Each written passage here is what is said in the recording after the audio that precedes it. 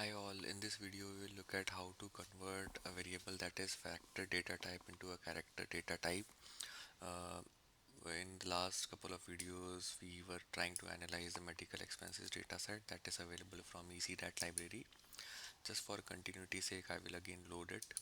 If I look at the head of DF, I see that there are certain text related columns such as IDP and health. We'll try to basically look at the data types of all the variables using a sapply. So now you see,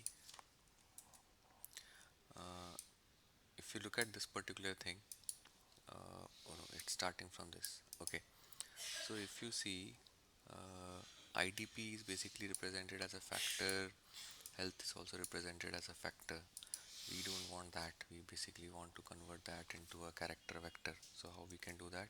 Using a supply. We will just take df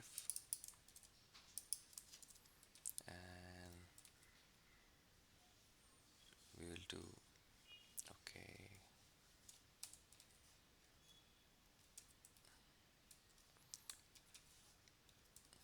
so it is IDP, and what's the other variable? It is health.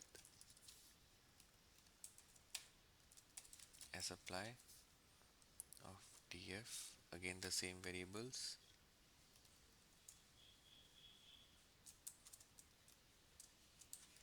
and we'll do as dot character. Let's see.